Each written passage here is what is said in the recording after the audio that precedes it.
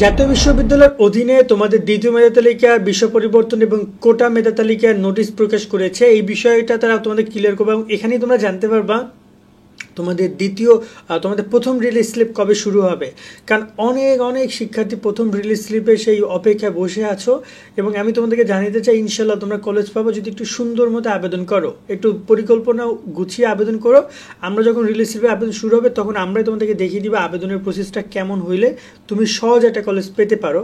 তো চল আমরা দেখে নিই যে কীভাবে তোমরা জাতীয় বিশ্ববিদ্যালয়ের অধীনে তোমরা যে এই কোটার বিষয়টা সামনে এসেছে।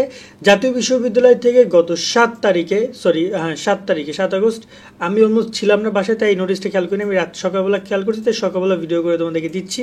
সো 7 তারিখে তারা এই সেকেন্ড মেরিট লিস্ট এবং কোটার বিষয়টা এক্সপ্লেন করে। আমরা যদি নোটিস করি যে এখানে তারা কি বলেছে, এখানে তারা বলেছে যে 11 আগস্ট 25 তারিখ বিকাল 5-4টায় এই কোটার মেধা তালিকার ফলাফল দিয়ে দিবে। সেক্ষেত্রে কোটায় যারা টিকবে এবং যারা বিষয় পরিবর্তন করতে চাও, অর্থাৎ যারা দ্বিতীয় মেধা তালিকায় ভর্তি হয়েছো এবং সাবজেক্ট পরিবর্তনের জন্য ক্লিক করেছো, মানে ইয়েস অপশনে ক্লিক করেছো এবং কোটার মেধা তালিকার ক্ষেত্রে তোমাদের বিকাল 4টায় এই ফলাফল প্রকাশ করবে, 9টায় ফলাফল প্রকাশ করবে ওয়েবসাইটের মাধ্যমে। এই ফলাফল তোমরা দেখে তোমরা জানতে পারবা তোমরা কোথাও কোটায় চান্স পাইছো কিনা। অনেকেই কোটায় অ্যাপ্লাই করে, যেমন ফ্রিডম ফাইটার কোটা সব বেশ কয়েকটা কোটা রয়েছে। প্রত্যেকটা কলেজে কোটার মাধ্যমে কিছু না কিছু শিক্ষার্থী নিচ্ছে। অনেক শিক্ষার্থী অল্পতে চান্স পেয়ে যাবে, অনেক শিক্ষার্থী আবার চান্স নাও পেতে পারে। সেক্ষেত্রে এই কোটার বিষয়টা এখনও অনেকে বলতে পারে এখন এই যুগে কোটা, হ্যাঁ জাতীয় বিশ্ববিদ্যালয় এখন এই যুগে কোটা রেখেছে, কোনো কিছু করার নাই। এটা জুলাই অভ্যুত্থান কোটা নেই, এটা মুক্তিযোদ্ধা কোটা। ওকে, সেক্ষেত্রে অনেকেই মুক্তিযোদ্ধা কোটার অধীনে চান্স পাবে। সেক্ষেত্রে এই হচ্ছে পুরো বিষয়টা।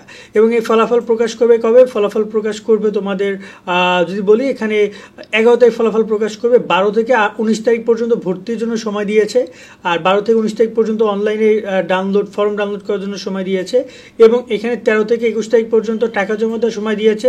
সো ওভারঅল বলা যায় যে এই কার্যক্রমটা প্রায় 13 থেকে 23 তারিখ পর্যন্ত চলবে। ঠিক আছে, ওভারঅল 23 তারিখ পর্যন্ত চলবে পুরো কাজটা। সেক্ষেত্রে 23 তারিখের পরে মূলত শুরু হবে প্রথম রিলিজ স্লিপের কাজ। সেক্ষেত্রে ধারণা করা যায় যে এই যে আবেদন কার্যক্রমটা শেষ করে তারা সিম্পল ব্যাপার, এরপরে তারা তাদের রিলিজ স্লিপের কাজ শুরু করবে। তো এইখানে যারা চান্স পেয়ে যাবে তারা ভর্তি হয়ে যাবা, আর যারা একদমই এবার এই যে প্রথম মেধা তালিকা, দ্বিতীয় মেধা তালিকা এবং কোটায় চান্স পাবা না, তাদেরকে এখন আবেদন করতে হবে রিলিজ স্লিপে। রিলিজ স্লিপে আবেদন করার শর্ত কি ছিল? শর্ত ছিল যে গত বছরের শর্ত অনুযায়ী, এই বছর তো তারা এখন পর্যন্ত ক্লিয়ার করেনি, আমরা যখনই নোটিশ প্রকাশ করবে আমরা তোমাদেরকে জানিয়ে দিব যে শর্ত বা সামথিং কী কী তারা বলেছে। সেক্ষেত্রে ধারণা করা যায় যে তারা 5টা কলেজে 3টা করে সাবজেক্টে আবেদন করার সুযোগ তারা দিবে। 5টা করে কলেজে 3টা করে সাবজেক্টে আবেদন করার সুযোগ দিবে। সো 3-5 15টা সাবজেক্ট 5টা কলেজে তোমরা আবেদন করার সুযোগ পাচ্ছ।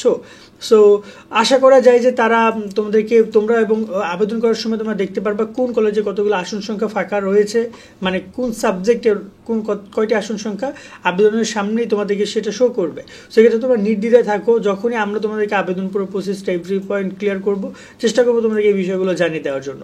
আজকের মতো ভিডিও আমরা এখানে শেষ করছি। সকলে অনেক অনেক ভালো থাকবা। আল্লাহ হাফেজ।